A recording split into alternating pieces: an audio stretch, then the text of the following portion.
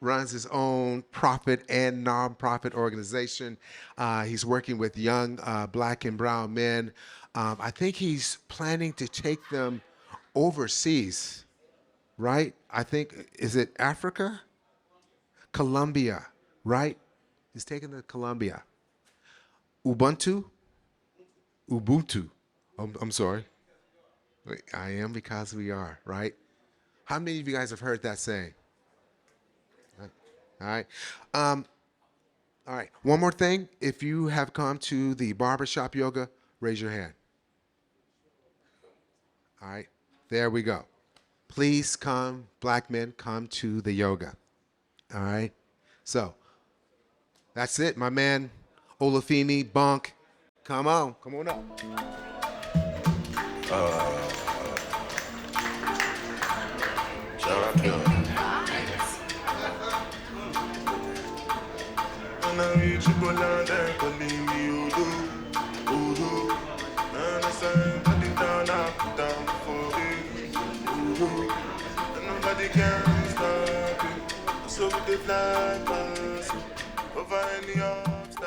Greetings, greetings, greetings. How's everybody doing?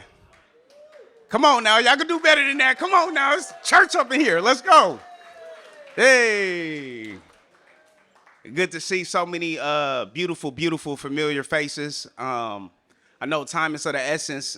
So my name is Olafemi Bankole Akintunde. Olafemi means wealth and honor comes to me. Bankole means help me to build a house. And Akintunde means a man of prestige, or a man of veil, or a warrior has come again. Oba, Oba in Yoruba means king. So my pops knew what he was doing when he named me. Born and raised here, Oakland, California. Grew up right down the street, Linden Street, 80s. Was able to see the neighborhood shift and change. Had a lot of experiences as a black man growing up here in Oakland. A lot of childhood memories. A lot of my pain informs what I do right now. Growing up, not having my father present informs what I do right now. Seeing a man jump over a fence at 5 years old, bloody, running from the cops, telling me to be quiet, don't say anything, informs what I do right now. Seeing somebody shot in front of my face at 13 informs what I do right now. Then again at 15 by the cops. And then again finding a dead body in my front yard at 16. And then again throwing my mother to the ground at 16 and saving her life, freezing up in a gunfire. And then again at 18 being arrested with 5 other young men in Reno, looking at 15 years. And out of those 5 individuals, I was the only one that got acquitted of all charges. And that process for me and that experience for me, as a black man, I'm feeling myself. 18, I'm like, yeah, I'm grabbing my nuts. Yeah, can't tell me nothing. I'm a grown man. Yeah. Yeah, until I got locked up. And then I was like, ooh, this is different. This is Washoe County. This is some other folks out in this. Yeah, this is different. And it took me a whole year to beat that case. And the only thing that allowed me to beat that case, it was people that were showing up and testifying on my behalf that I didn't even know. And I just remember through that whole process just praying and asking God, I said, look, man, you take me out of this situation, I ain't never turning back. I promise you, I will forever dedicate my life to this. Sign my name on the dotted line. It is what it is. And, I just remember that last day and being in shackles and seeing my mom's face. She couldn't even look at me. She's crying and all that other stuff. And, just the forever stain of being a black sheep of the family that just added to my rap sheet. You know what I'm saying? But once I was acquitted, I was able to leave Oakland and go to school down south in Mississippi. Shout out to my brother, you know what I'm saying? Xavier, okay? New Orleans, Nolens. And I was able to do things like run into him at house parties on random nights, you know. But that journey, what it did was it opened up my mind and my spirit and my body to other things. And see, what I recognize is that when you're in different parts of the world, your mind thinks differently because you're in a different hemisphere, right? So how you process is completely different. And so I found myself in 1 week looking at 15 years, and then the next week I joined a West African performance troupe, and I'm performing in Japan for sold out crowds, doing 54, 52 shows in a month and a half. You know, seeing myself on TV. And then I'm like, hold on, I just went to Japan and Taiwan. Wait a minute. I'm like, what that Africa do? Then I went to Africa. Y'all, I took 16 flights that whole trip in Africa. Very first journey, 16. I don't even know what I was doing. I'm out there, like I'm living, you know, touchdown in Nigeria. Went to Ghana, had that experience of going through the door, no return, in Cape Coast and Kumasi, and driving all the way down to Togo, and then, you know, connecting with the Ewe, you know, and then flying from Togo to Mali, and then touching down in Mali, and Mali being like Wakanda.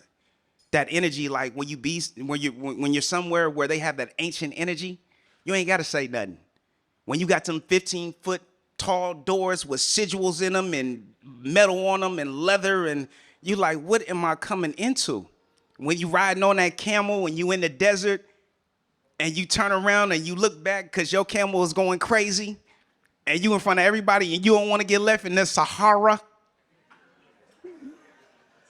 You know what I'm saying? You don't want to get left behind.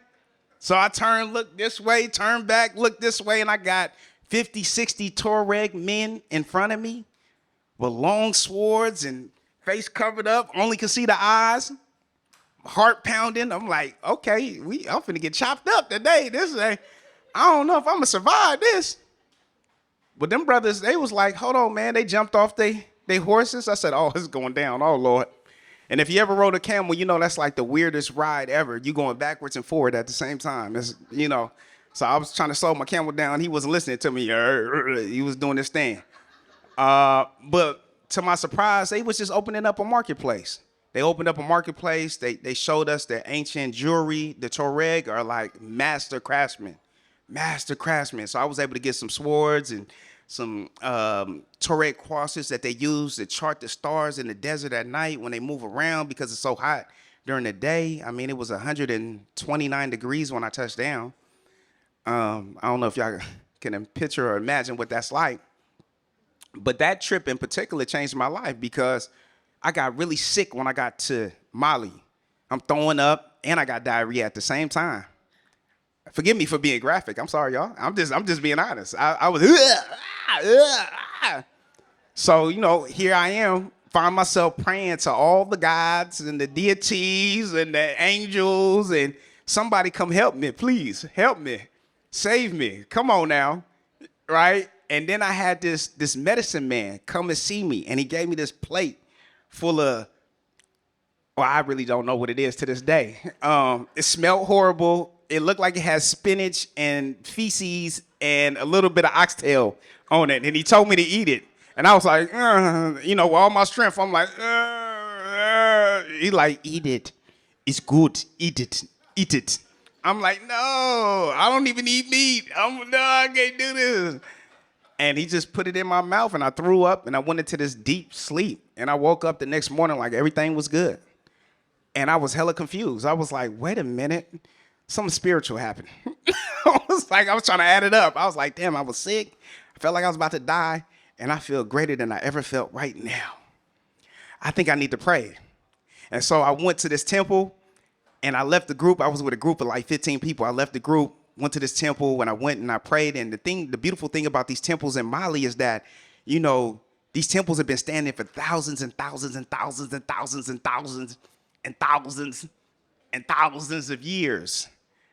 But it's only made with mud and straw and doo-doo. Mud and straw. A little day, you got to throw a little dung in there. You know what I'm saying? Tighten that thing up. A little mud and straw, but they do a festival every year to restructure the temples. And on the inside of the temple, they got the science and everything. So the air is spinning on these little circular holes. And so it's like 65, 63 degrees on the inside of these temples. And so I went in there and I prayed and I just gave thanks, give thanks for my life and all of the above. And then I went to this other temple. And that's when things got a little interesting. So I was like, man, I got to keep going. I feel good. And so I went to this door and I knocked on the door. Boom, boom, boom. Let me in. Nah, I'm playing. But I just knocked on the door and this guy came out. He was dressed in all white and he looked at me and then he closed the door. Pow. And I was like, oh, that's what we doing? I was like, it's all good. But my spirit said, sit down. Don't move. So I sat there 20 minutes, 30 minutes, 40 minutes, 50 minutes, pow. That door opened again. And he like, come on in. So I go in, he lead me down this corridor, and it's like 13 other priests, sitting around this round table. And they was like, man, we had to pray to make sure that you was the right person to get this information to, and we want you to go back and we want you to share this with everybody. And I got a history lesson, y'all, on Timbuktu. I mean, y'all understand what Timbuktu is like the very first university in the world. Timbuktu is like the place where you had to study for damn near 40 years to get one degree. Y'all hear what I'm saying? This degree is gonna take you through lifetimes. That's what they think in the name. You know what I'm saying? This is gonna take you lifetimes. This is for your ancestors. This is for, you had to master over 230 different sciences to get one degree. You had to master breath. You had to master light, sound. You had to become a master at something. And so I'm sitting down at this table, and the information that they share with me, first of all, they have these old manuals, and what they told me was that they knew the Europeans was coming because they had been coming for years, sitting down getting information. But they knew that they were going to come and burn the libraries and all of that, so they made duplicates of the books and put it in individual families. So if you wanted to know that science, you had to go to that family. If you wanted to know that science, you had to go to that, and they hid it. And so they put 3 manuals in front of me, so I'm looking at the manuals, and I'm like, you know what I'm saying? And I'm just at awe because all of these men are just the older men, they dressed in all white. So I'm feeling like this is some, I feel like it's a movie in the moment. You know what I mean? Like it just can't be real. Pinch me. What's happening? So I choose a book, and the book I choose is the only book that I open and the only book that I look through. And in the book is nothing but maps in the book. Hold on now. Maps? I love maps. How'd y'all know? I love maps. I don't know why I love maps, but I love maps. I'm looking at the maps and I said, wait a minute. And I'm hella confused because Europe is not on the top. Europe is on the bottom. Then I'm like, hold on, wait a minute. I'm like, this size look this side. And I'm like, where are these other lands at that's on this map? And how come they got 20-something other planets than what we know of in the solar system? And how come they know how far these planets are away? And how come they know where the people who descended into Africa, where they come from these other planets? So I'm asking all of these questions. Y'all got to understand, I went from one consciousness to a whole nother other consciousness. I come, East Oakland, hey, yeah, to the, what I'm saying, Star Wars, I just went into a whole nother world. But the whole point of me saying that was, that spirit knows. Spirit knows. I was never intended to be inside of a cell. That wasn't a part of my destiny. And each and every one of you in here has a destiny. And I'm a practitioner of the Yoruba culture, the Ifa culture. And in our tradition, we believe that you choose your destiny before you come back into this world, and that you are your own roadmap. That's why we wake up every morning and we bless our Ori. That's why we put life into ourselves, because we understand that we already know what we know, that intuition, that feeling, that gut feeling. So I could talk for hours, but I just want to open it up. Can I open it up? Is it closed? What we got? What we got? All right, I'm opening it up. Let's go. All right. Any questions? Go once. Oh, she got a question. She had a. Granted. Oh, hey, oh, hey. So sorry. Thank you for sharing. That was beautiful. Absolutely. I also kind of related. I just went to Ghana. I got back from Ghana. That was like transformative, I think, for me. Yeah. Did you notice like this sense of Pan Africanism globally? I think that's happening amongst us as Black people, Yeah. and as people throughout the continent as well, in the ways in which Africa has been perceived in a negative way. Yeah. So for you, I wasn't fortunate enough to go to 16 countries within the continent, but Uh-huh. I was just in Ghana, and I felt like going to the door of no return and Cape Coast and all of that was wonderful. What do you feel like was one of the biggest takeaways for you when you came back From the to, continent or just Ghana? and in general? Oh. Well, one of the things I learned from just being in Africa in general was that, you know, um, it's really the spirit of who you are will determine the type of experiences that you have.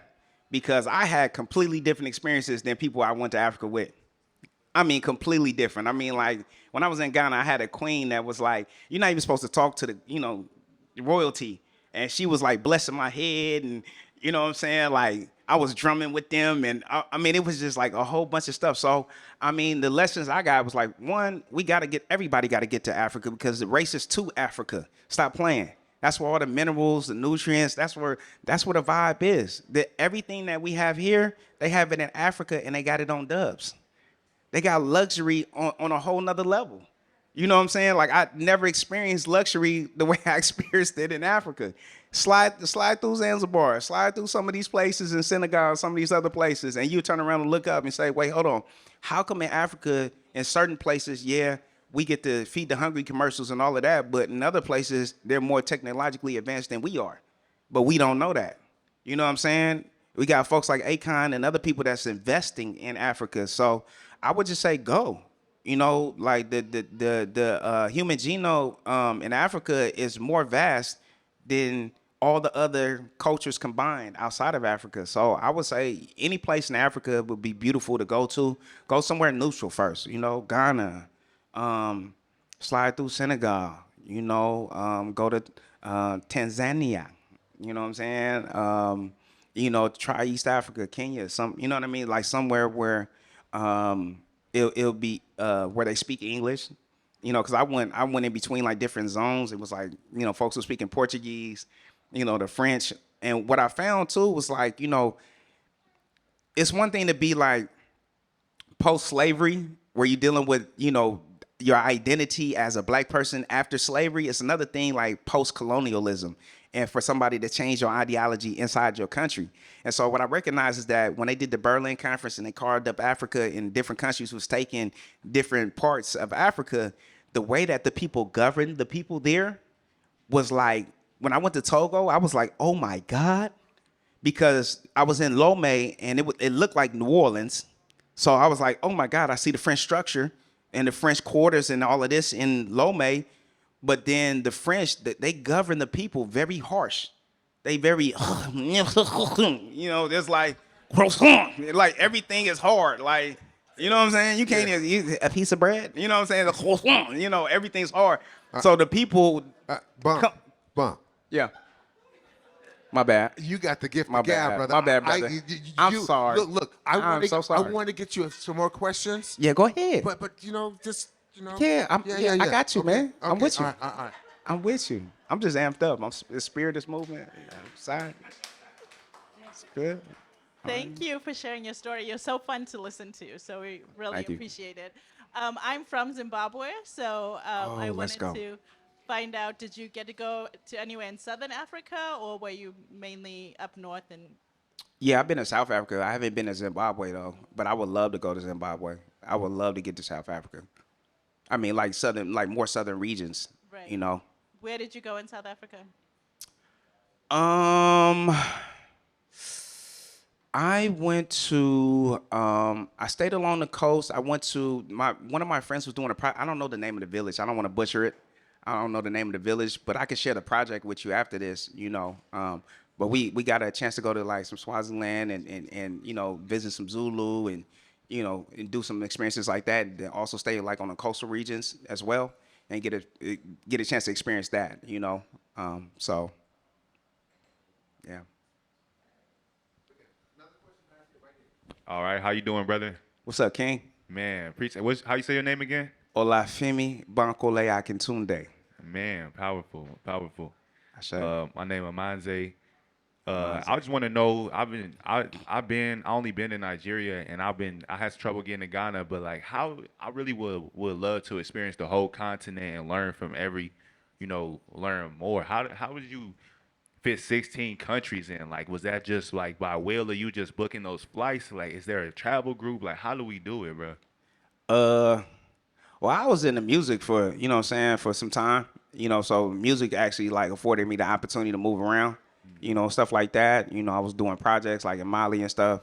But I'm working on some things right now to get, you know, folks back to the continent, you know what I mean? And my idea is like, to open it up to do more touring, and more opportunities for folks to get back there, because a lot of people don't have the answers. They don't know, like, well, who do I book with, and so having folks on the ground helps. So yeah, there's a couple booking agents that I can send to you, if you want to get back there. Yeah, bed and breakfasts and all types of stuff. Cool. We're gonna take one more question, then we're gonna go directly To the DJ. to the DJ, right? All right. So how do we stay in contact with you so that we can possibly go on one of these trips and get to the continent? And I got my number right now. I mean, you could get your phone out right now. I can give you my got number it right here. I mean, that's the best thing for me. I can't stand technology, y'all. I try, but if you text me, I text back. You call me, I call back.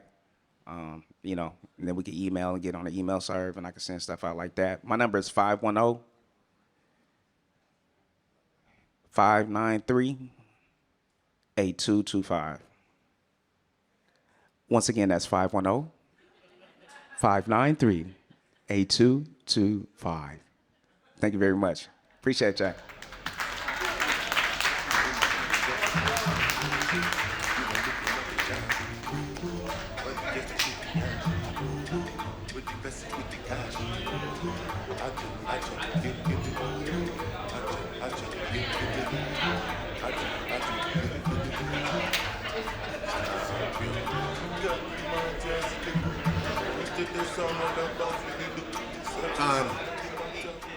Man, that was definitely worth waiting for. Thank you so much, Olafemi. Thank you, Jordan Ben. Thank you, Emerald. Most of all, we want to thank all of you for being here. It's our first time here, and it was a special night. I also want to thank Ken folks, right? Ken folks in the house.